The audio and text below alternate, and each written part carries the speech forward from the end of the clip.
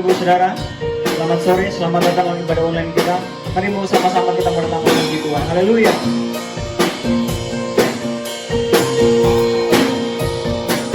Hanya Kau milikku di surga, hanya Kau milikku di surga. Tiada yang ini di bumi, hanya Kau.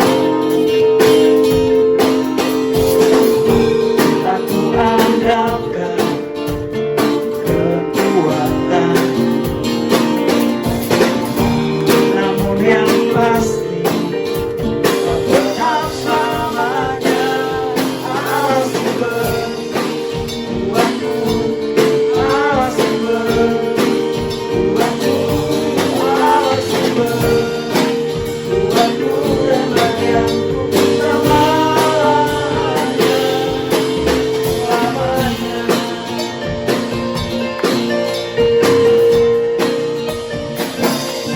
Hanya Kau milikku di surga. Tiada yang milikku, hanya Kau. Tak kuandalkan kekuatan, namun yang pasti Kau tetap selamanya Allah sumber kuatku, Allah sumber kuatku, Allah sumber kuatku dan bagianku selamanya, Allah sumber kuatku, Allah sumber kuatku, Allah sumber kuatku dan bagianku selamanya. Jangan saja katakan Allah sumber kuatku, Allah sumber kuatku, Allah sumber kuatku dan bagianku selamanya. Allah sumber kuatku, Allah sumber kuatku, Allah sumber kuatku dan bagianku selamanya.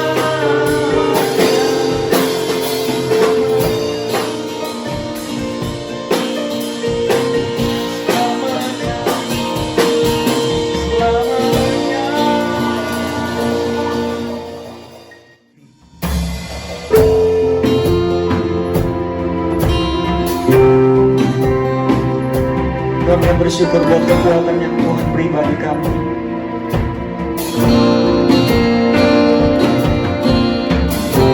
Engkaulah harapan kami Tuhan. Bersamamu kami tidak akan pernah goyah. Terima kasih Tuhan kami datang menyembahmu malam ini. Kasih-Mu yang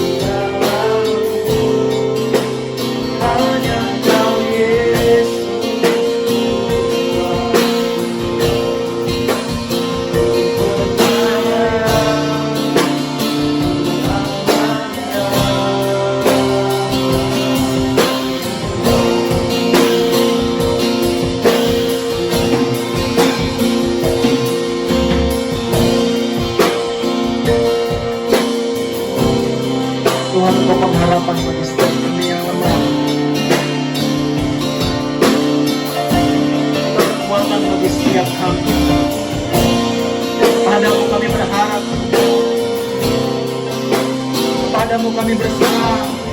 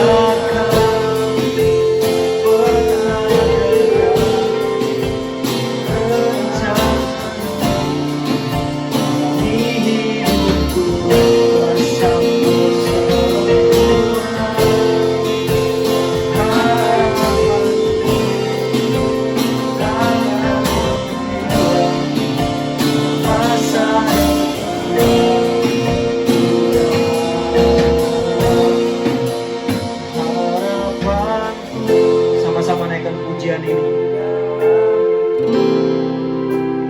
Hanya Kau Yesus Tuhan, ku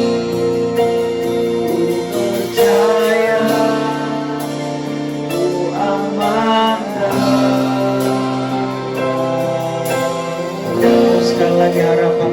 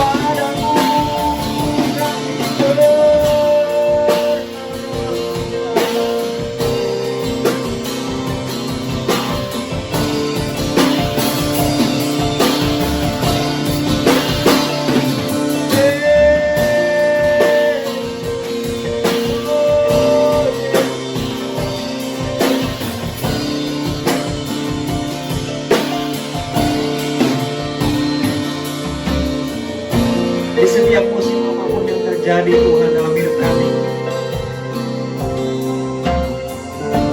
Engkau Tuhan kekuatan bagi kami, Engkau sumber pengharapan bagi kami Tuhan. Tempat kami berseru, tempat kami menyatakan setiap kerinduan dan isi hati kami.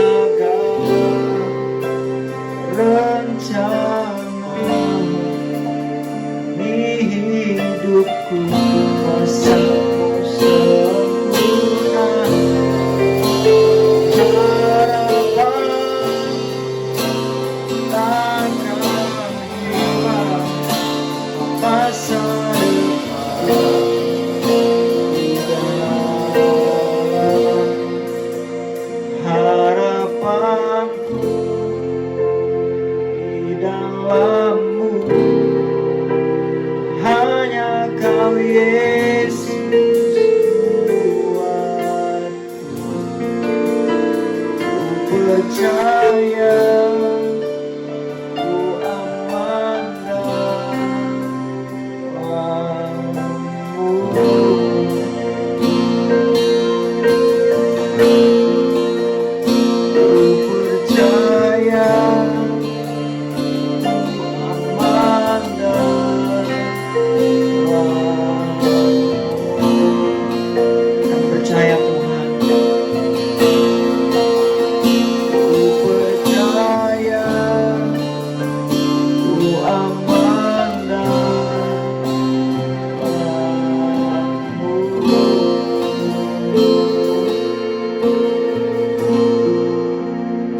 Kasih Tuhan,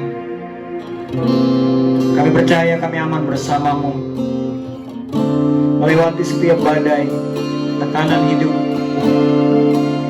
Kami percaya ada Tuhan yang selalu bersama-sama dengan kami, tidak pernah membiarkan kami dalam kekurangan, tapi Engkau berjalan bersama dengan kami, menuntun kami. Terima kasih Tuhan. Biar firman-Mu malam hari ini meneguhkan kami, untuk kami semakin percaya kepadamu Tuhan. Berkati hamba-Mu, Tuhan mengurapi hamba-Mu dan mengurapi kami semua. Di dalam nama Yesus Tuhan kami sudah berdoa. Amin. Shalom Bapak Ibu Saudara yang dikasih Tuhan, tetap dalam ibadah online. Saya berharap kita tetap semangat mencari Tuhan. Amin. Malah kebetulan ya kita ibadah dari rumah, dengan kata lain kita mengundang Tuhan hadir di rumah kita. Malam hari ini saya akan sampaikan tentang mulut, karena tahun ini dalam tahun Yahudi adalah tahun P Alep, ya, tahun mulut. Amsal pasal 18 ayat yang ke-21 dikatakan hidup dan mati dikuasai oleh lidah, siapa suka menggemakannya akan memakan buahnya. Jadi hidup atau mati kita ditentukan dari apa yang kita katakan, apa yang kita bicarakan, dan apa yang kita ucapkan. Itu sangat menentukan kehidupan kita. Itu yang menjadi kunci kemenangan di dalam hidup kita. Jadi jelas sekali dalam ayat ini kita bisa lihat bahwa ucapan kita menentukan hidup kita. Apa yang kita katakan menentukan hidup kita. Apa yang kita bicarakan menentukan hidup kita. Apa yang kita ucapkan menentukan hidup kita. Nah, mengapa seringkali kita gagal menikmati janji-janji Tuhan? Sebetulnya bukan karena kita kurang iman, bukan karena iman kita kecil. Tapi jujur saya katakan seringkali kita gagal menikmati janji-janji Tuhan karena ucapan kita. Nah, kita bisa belajar dari bangsa Israel. Mengapa bangsa Israel gagal memasuki tanah perjanjian? Mengapa bangsa Israel gagal menikmati Kanaan? Karena perkataan mereka sendiri. Ketika 2 pengintai diutus untuk melihat tanah Kanaan, 10 pengintai awalnya memang benar ya. Mereka berkata bahwa tanah Kanaan adalah tanah yang limpah dengan susu dan madu, adalah tanah yang baik. Tetapi tidak berhenti sampai di sana. Coba kita lihat Bilangan pasal yang ke-13. Bilangan pasal yang ke-13. Di ayat yang ke-27 mereka menceritakan kepadanya, kami sudah masuk ke negeri di mana kau suruhkan kami. Dan memang negeri itu berlimpah-limpah dengan susu dan madunya. Dan inilah hasilnya. Hanya bangsa yang diam di negeri itu kuat-kuat, dan kota-kotanya berkubu dan sangat besar. Juga keturunan Enak telah kami lihat di sana. Orang Amalek diam di tanah Negeb, orang Het, orang Yebus dan orang Amori diam di pegunungan.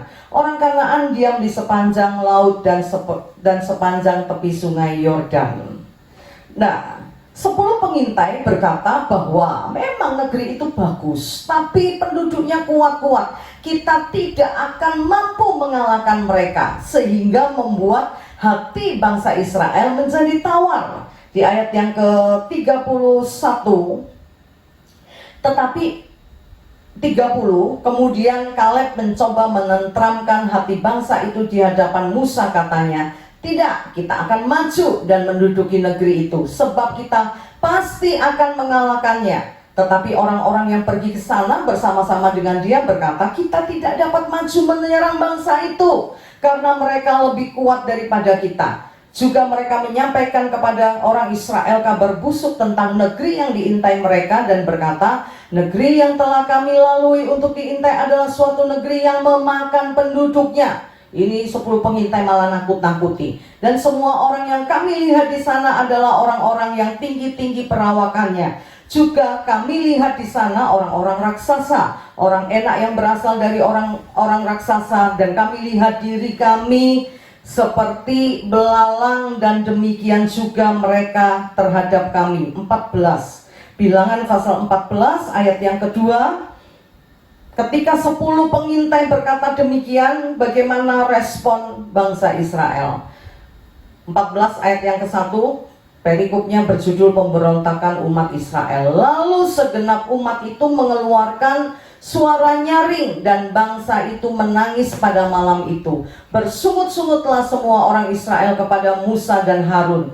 Dan segenap umat itu berkata kepada mereka, sekiranya kami mati di tanah Mesir atau di padang gurun ini, mengapakah Tuhan membawa kami ke negeri ini supaya kami tewas oleh pedang? Perhatikan saudara, apa yang dikatakan oleh bangsa ini? Bangsa ini menangis, bangsa ini bersungut-sungut. Mereka bilang, kenapa kita harus keluar dari Mesir? Kenapa kita harus pergi dari Mesir untuk mati?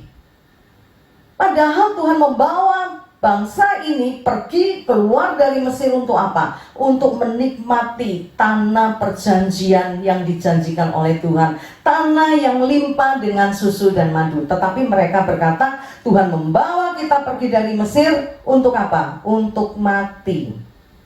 Nah, apa akibatnya saudara? Akibatnya bangsa ini tidak memasuki tanah Kanaan. Mereka mati di padang gurun. Jadi penyebab dari kenapa bangsa ini tidak menerima apa yang Tuhan janjikan adalah perkataan mereka sendiri. Tuhan berkata, aku akan membawa engkau ke satu negeri yang limpah dengan susu dan madu. Tapi mereka berkata apa? Tuhan membawa kami keluar dari Mesir untuk kami mati dengan pedang. Nah, betul, nggak sampai masuk ke tanah Kanaan. Bapak Ibu Saudara, kita sering, saya yakin kita hafal ayat ini ya, Amsal pasal 18 ayat 21, hidup mati ditentukan oleh lidah. Tapi kenyataan di dalam hidup ini, ketika kita menghadapi sesuatu masalah, apa yang keluar dari mulut kita? Seringkali ketika kita menghadapi satu masalah, satu persoalan, satu penyakit, yang keluar dari mulut ini adalah keluhan. Yang keluar dari mulut ini adalah sungut-sungut. Contoh, ketika kita jatuh sakit, apa yang kita omongkan saudara? Adakah kita memperkatakan perkataan firman yang berkata bahwa kuasa bilur Tuhan menyembuhkan saya? Atau sebaliknya? Apakah kita memperkatakan perkataan, contoh ya, kalau kita sakit seharusnya apa yang kita katakan? Seharusnya yang kita katakan ada beberapa ayat. Saya kasih contoh 2 ayat saja karena waktu. Matius pasal 8. Dan mari kita periksa hidup kita. Ya, ini contoh sakit ya. Ketika kita sakit, apa yang kita bicarakan? Saya yakin ketika kita sakit yang kita bicarakan adalah penyakit kita. Ketika kita telepon seseorang, kita ceritakan, lah iya, aku kena gejala corona ya. Waduh, ini gawat. Begitu ya, pengobatannya mahal. Kalaupun ikut pemerintah, bla bla bla begitu ya. Atau kita memperkatakan firman, setidaknya 2 ayat saja ya. Matius pasal 8 ayat yang ke-17.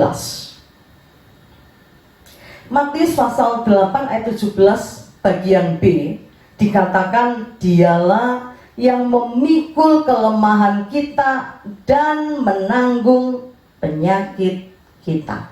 Ketika kita sakit, seharusnya kita berkata bahwa Tuhan sudah menanggung penyakit kita. Ketika kita sakit, kita harus percaya bahwa bilur Tuhan menyembuhkan, seperti yang ditulis dari 1 Petrus pasal yang kedua. Coba kita lihat ayat ini, 1 Petrus ayat yang kedua. Saya percaya tidak ada orang yang tidak tahu ayat ini. Semua pasti tahu ayat ini. Tapi kenyataannya ketika sakit kita lupa memperkatakan ayat ini. Tapi justru sebaliknya, waduh mateng, corona. Obatnya mahal, katanya perawatannya begini. Ada yang ikut BPJS tapi harus nambah 50 juta atau berapa begitu ya. Waduh alamat mati. Terus keluargaku ya opo. Yang kita bicarakan, saya yakin yang kita bicarakan seperti itu. Kelihatannya ini sesuatu yang wajar, sesuatu yang normal. Tapi malam ini saya ingin kita menyadari bahwa perkataan kita menentukan nasib kita, menentukan kemenangan kita, menentukan janji Allah digenapi atau tidak di dalam hidup kita. 1 Petrus pasal 2 ayat yang ke-24. Ayat yang ke-24 bagian yang ke B.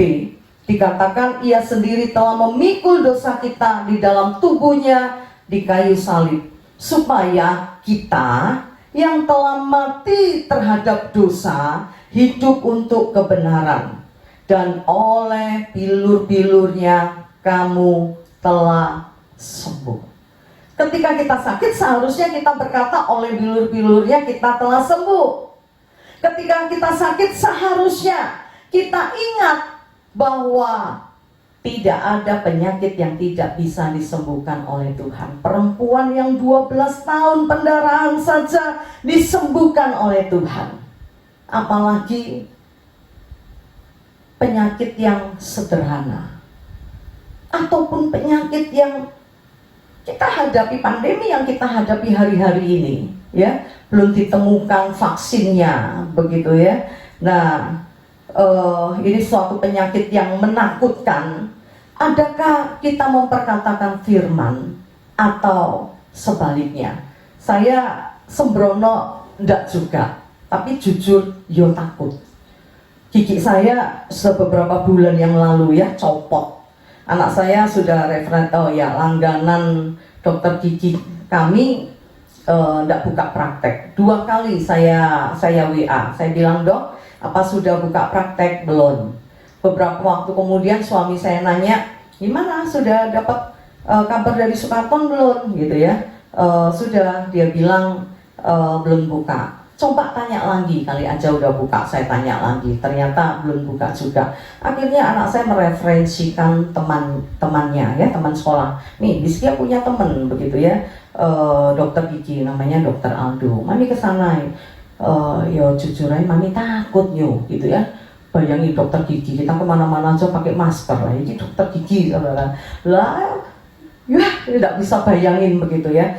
Ya saya takut saya takut gitu ya. Tapi singkat cerita suatu hari anak saya telepon begitu ya, karena urusan donat. Anak saya telepon lalu dia bilang, "Gimana gigi sudah beres?" Saya tunjukin gigi saya yang ompong gitu ya.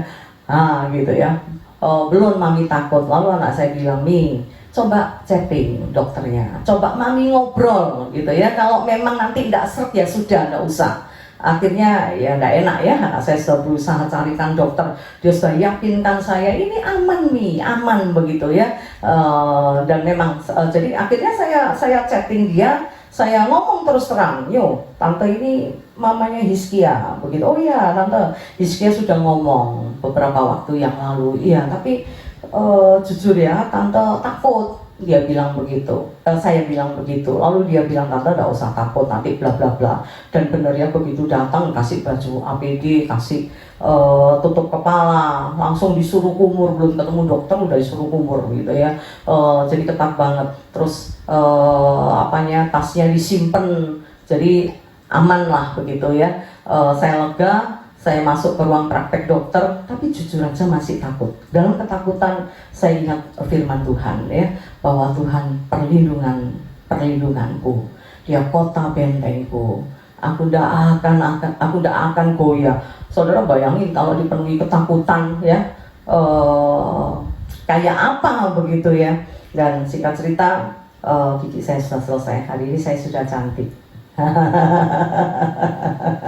Iya. Jadi simple saja, sederhana saja. Mari kita mengkoreksi hidup kita. Ketika kita sakit, apa yang kita katakan? Waduh, loro iki.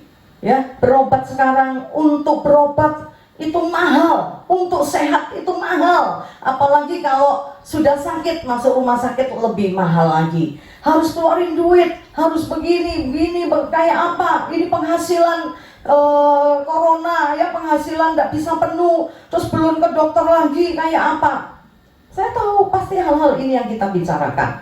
Kelihatannya itu wajar, tapi malam hari ini saya ingin ingatkan bahwa bahaya sekali dengan apa yang kita lakukan yang kelihatannya wajar.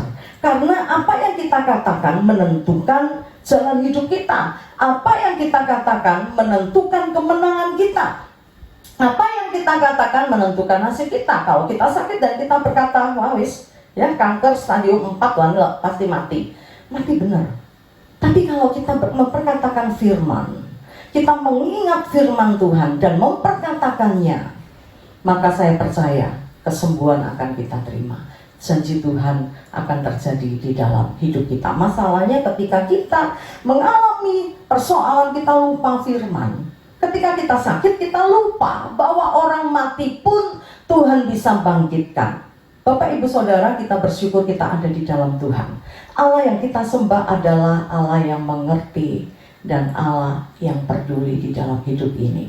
Saya senang sekali ya lagu Allah mengerti, Allah peduli segala persoalan yang kita alami, tak akan pernah dibiarkannya.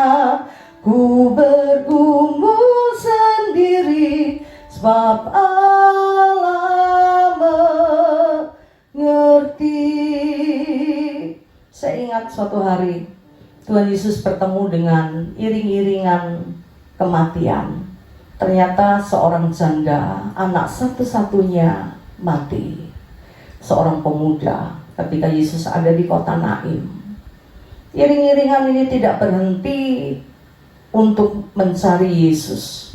Ibu dari pemuda di Naim ini tidak menjerit kepada Tuhan untuk minta supaya anaknya dibangkitkan, supaya Tuhan menolong dia. Tidak. Dalam kisah itu tidak diceritakan ada upaya dari keluarga untuk mendapatkan sesuatu dari Tuhan. Tetapi apa yang Tuhan Yesus lakukan? Ketika dia melihat iring-iringan ini, hati Yesus tergerak oleh belas kasihan. Dia menghampiri anak yang mati itu dan membangkitkan anak yang sudah mati. Kita punya Allah yang sangat mengerti dan peduli di dalam hidup ini. Kita tidak minta tolong pun. Ketika Tuhan melihat, saya percaya belas kasihan Tuhan turun dan akan menjamah dan menyembuhkan kita. Bukankah Dia Allah yang mengerti dan peduli di dalam hidup kita? Amin. Tidak pernah dibiarkan kita sendiri. Tidak pernah dibiarkan kita menderita. Tetapi Tuhan campur tangan. Seperti kisah pemuda di Naim ini. Saya percaya Allah yang mengerti dan peduli itu akan menolong Bapak Ibu Saudara. Contoh terakhir, tadi sakit ya, masalah sakit. Nah, hari-hari ini corona saya yakin pasti ada banyak masalah keuangan yang kita hadapi. Kayaknya saya baru bernafas lega ya. Wah, ini sebentar lagi corona sudah minggat ya. Nah, keadaan kota kita sudah oranye ya, sebentar lagi sudah aman ya, sudah hijau, ndak merah, ndak hitam lagi. Tapi apa yang terjadi saudara? Kemarin saya kaget, saya dengar Jakarta PSBB lagi. Kayaknya baru mau selesai ya. Ekonomi baru merambat, itu pun masih krisis saudara. Corona mengamuk lagi. Kalaupun ada masalah keuangan di dalam hidup kita, Bapak Ibu Saudara percayalah Dia Allah Jehovah Jireh. Dia Allah yang mencukupi segala keperluan kita. Ketika kita menghadapi masalah keuangan, apa yang kita katakan? Apa yang kita bicarakan dengan pasangan kita?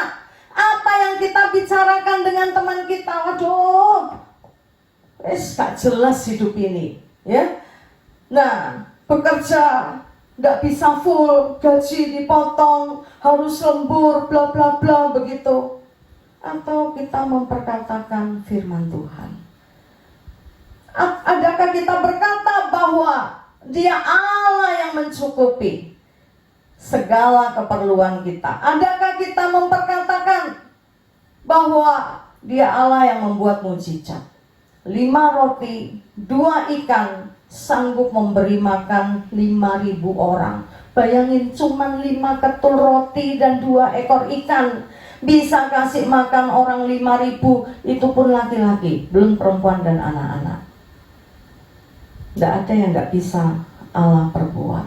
Bahkan saya percaya batu pun Dia bisa ubah jadi roti. Amin. Kenapa Yesus tidak ubah batu jadi roti? Ya karena Yesus tidak mau dengerin omongan iblis. Tapi saya sungguh percaya bahwa Dia Allah yang memenuhi segala kebutuhan kita menurut kekayaan dan kemuliaannya. Dia Allah yang mampu mengubah 5 roti dan 2 ikan untuk memberi makan 5.000 orang.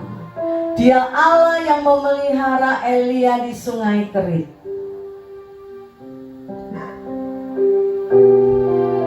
Dalam keadaan yang sepi, tidak ada orang, tidak ada penghasilan, yang ada cuma air. Secara akal memang bisa Elia hidup hanya dengan minum saja, tetapi Dia Allah yang mengerti dan Dia Allah yang peduli. Dia tidak pernah biarkan Elia cuma minum air, mengenyangkan perutnya dengan air, tapi Dia kirim burung gagak yang membawa roti dan daging. Bayangin saudara, di tengah-tengah kekeringan, di tengah-tengah kesulitan, Tuhan buat mujizat. Dia kirim roti dari surga. Burung gagak itu burung yang makan daging. Kalaupun Tuhan utus dia bisa curi daging itu loh saudara. Tapi buktinya Elia menerima roti dan daging itu dari burung gagak. Kenapa burung gagak tidak curi? Burung gagak takut sama Tuhan. Kita lebih berani loh sama Tuhan. Kita sering curi uang perpuluhan. Betul ya? Mari kita belajar malam hari ini untuk memakai mulut kita. Di tahun P-Alef ini, mari kita belajar mengucapkan firman Tuhan. Mari kita belajar mengucapkan kata-kata berkat, baik itu untuk orang lain ataupun untuk diri sendiri. Kalau itu sudah menjadi gaya hidup kita, saya percaya itu akan terjadi seperti air yang mengalir. Ya, saya disentakkan dengan statement seorang yang mengomentari status saya. Jadi ceritanya hari itu saya terima donat begitu ya, yang terima Jeffrey sama Bapak Gembala, dibawa masuk kamar. Dia bilang, "Mi, ada orang kirim donat buat anakmu." Di kotaknya ada tulisannya Dios Hizkia. Saya pikir temannya Hizkia buka bisnis baru, ya, bikin bisnis donat. Dengan PD saya bilang sama Bapak Gembala, "Pi, sekarang ini trennya kalau orang mau jualan kasih tester dulu." Dia bagi-bagi tester. Nah, nanti orang yang makan rasa enak jadi beli. Dengan PD-nya saya pikir itu tester. Saya cepat foto donat itu, lalu saya upload saya kirim ke WA anak saya dan saya upload di Facebook. Saya bilang, "Thank you ya buat temennya Hizkia yang sudah kasih donat. Kalau ini usahamu yang baru nak, Tuhan akan melancarkan dan usahamu akan berkembang gitu ya. Tuhan akan memberkati bisnismu yang baru ini." Lalu seorang komen, ini perkataan seorang gembala. Ya, seorang gembala itu mengucapkan berkat. Ya, memang saya doakan supaya teman-teman anak saya yang buka bisnis ini diberkati oleh Tuhan. Tuhan berkati kamu ya nak ya, usahamu akan berkembang. Tapi saya begitu terkejut ketika malamnya anak saya telepon, saya lagi cuci piring. Bapak Gembala datang ke belakang, dia bawa HP. Ini anakmu, gitu ya. Lalu saya bilang, yo temanmu kasih donat. Saya bilang begitu, dia ketawa. Lo lapong guyu. Mi, itu bukan dikasih temennya Hizkia. Itu Hizkia pesen khusus buat mami sebulan yang lalu. Itu donat lagi viral, kata anak saya. Untuk pesen ini ngantri sebulan. Hizkia sebulan yang lalu sudah bayar. Lah ini diantar, ikut duduk tester, ikut tuku. Saya ketawa. Ya ampun, bahagia sekali ya punya anak yang memperhatikan di negeri yang jauh. Dia ingat mamanya. Ya saya pasti gak paten nek. Kate mangan donat saya pesen saulang gak mangan gak paten gitu ya. Lah, lalu anak saya bilang, mami tadi makan yang apa? Mami makan yang keju gitu ya.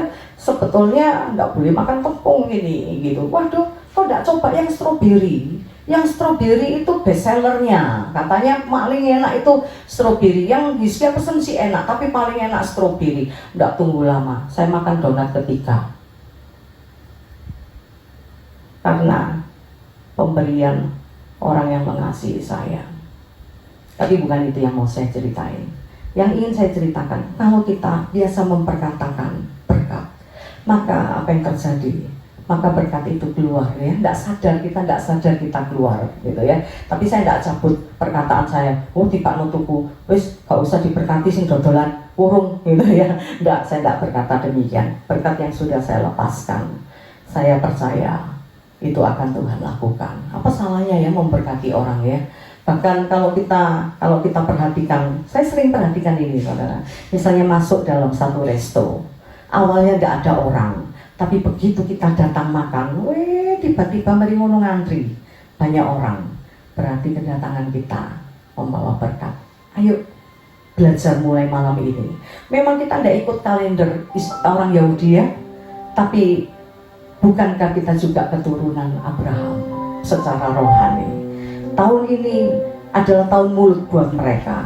Mari kita belajar jaga mulut ini. Ayo kita pakai mulut kita di tahun P-Alep ini untuk mengucapkan firman Tuhan. Karena itu baca firman Tuhan. Supaya apa? Supaya yang keluar dari mulut ini juga firman Tuhan. Ketika kita sakit, kita tidak berkata waduh amsyong, dilumene mati. Ini penyakit gawat ini. Ini penyakit mematikan. Waduh, nang dokter berobat larang. Duit titik, kok gak cukup. Tapi kalau kita penuhi kalau kita penuhi hidup ini dengan firman Tuhan, saya percaya yang keluar dari mulut ini adalah firman. Kita akan berkata bilurnya menyembuhkan penyakit kita. Ketika kita sakit, kita akan berkata bahwa Dia sudah menanggung segala penyakit kita di atas kayu salib. Ketika kita kekurangan, kita tidak akan berkata waduh tompes rek, kanker kering rek, iki opo dolek utangan nang ndi. Tapi kita akan berkata, Allahku akan mencukupi segala keperluanku menurut kekayaan dan kemuliaannya. Biar urapan dan kuasanya bekerja di dalam hati kita, hidup kita, menjadikan kita lebih dari pemenang. Mari kita berdoa. Tuhan, Kaulah pengharapanku. Ku percaya hanya kepadamu, Yesus Allah perlindunganku.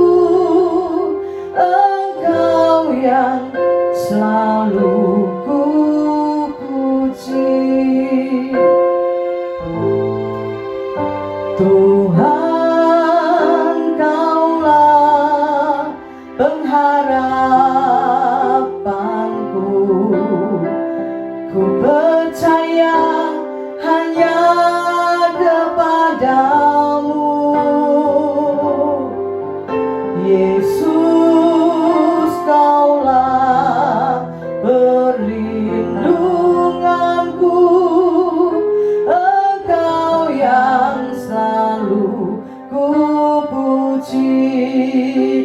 katakan mulutku. Mulutku penuh dengan pujian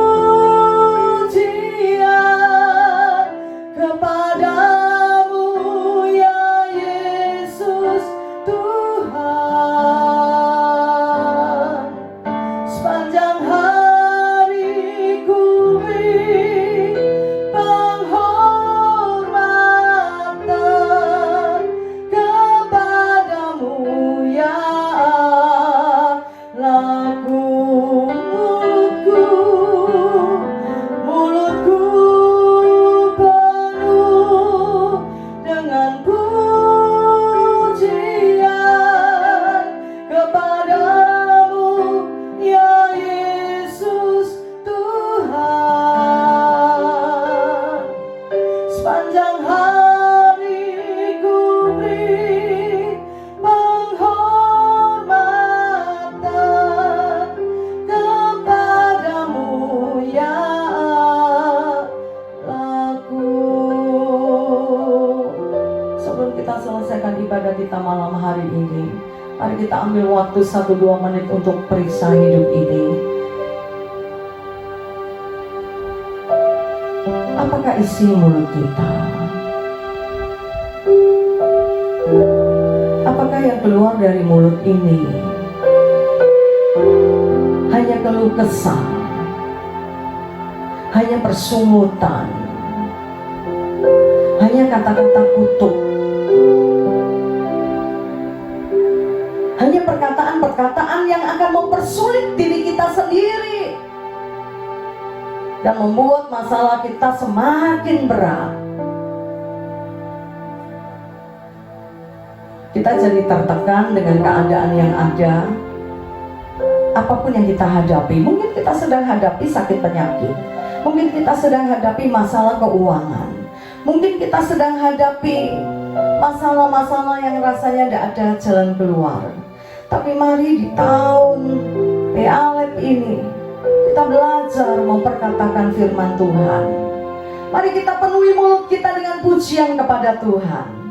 Saya percaya ketika pujian kita naikkan kepada Tuhan, mujizat Tuhan akan terjadi.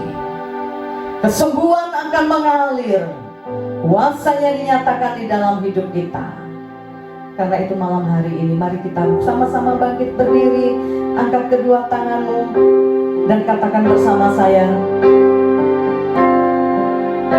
mulutku penuh dengan pujian kepadamu ya Yesus Tuhan. Sepanjang hari ku beri penghormatan kepadamu ya Allahku. Biar wanita saja katakan, mulutku penuh dengan pujian. Mulutku penuh dengan pujian kepadamu ya Yesus Tuhan. Sepanjang hari ku beri penghormatan kepadamu ya Allahku. Pria saja katakan, mulutku.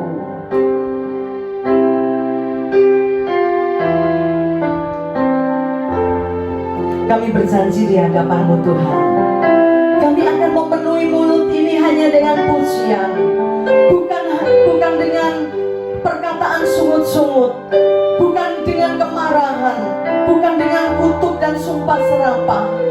Tapi kami berjanji kepadamu, dengan pertolongan-Mu Tuhan, memampukan kami memuji-muji Tuhan dalam segala keadaan. Terima kasih buat firman-Mu malam hari ini yang menegur dan mengajar kami. Tuhan, tolong kami untuk kami berkata-kata dengan benar, untuk kami berkata-kata dengan baik. Biar perkataan kami menghasilkan sesuatu yang baik di dalam hidup kami, mendatangkan berkat bagi hidup kami, menciptakan hari depan yang penuh pengharapan buat hidup kami. Kami mematahkan setiap perkataan yang busuk, yang buruk, yang tidak baik di dalam nama Yesus. Kami mau mulai hari ini, kami memperkatakan firman-Mu. Kami memperkatakan perkataan-perkataan iman. Dan kami melihat janji-Mu digenapi di dalam hidup kami. Tuhan, kami tidak ingin satupun dari janji-Mu terlewatkan dari hidup ini. Kami mau setiap janji-Mu digenapi di dalam hidup kami. Karena kami percaya janji-Mu ya dan amin. Karena itu kami akan memperkatakan perkataan firman. Kami akan mengatakan perkataan yang membangun. Kami akan memperkatakan perkataan yang memberkati banyak orang. Terima kasih Bapa, terima kasih. Supaya perkataan yang baik keluar dari mulut kami. Mari penuhi hati kami, hidup kami dengan kasih-Mu, dengan firman-Mu. Terima kasih Bapa, terima kasih. Sebelum kami selesaikan ibadah kami malam hari ini, kami angkat tangan ke surga. Kiranya Engkau memberkati aku berlimpah-limpah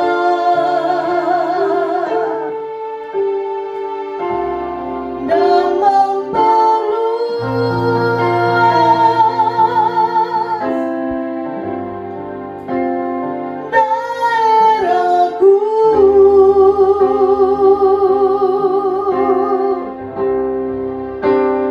dan kiranya tangan-Mu menyertai aku dan melindungi aku daripada malapetaka, sehingga tidak menimpa aku. Kami terima berkat rahmat dan anugerah dari Allah Bapa, di dalam cinta kasih dari Putra-Mu yang terkasih Tuhan kami Yesus Kristus, dan di dalam persekutuan dengan Roh Kudus menyertai kami mulai hari ini sampai Maranatha, Tuhan datang kembali. Yang percaya diberkati Tuhan bersama-sama katakan amin. Selamat malam, Tuhan memberkati kita semua.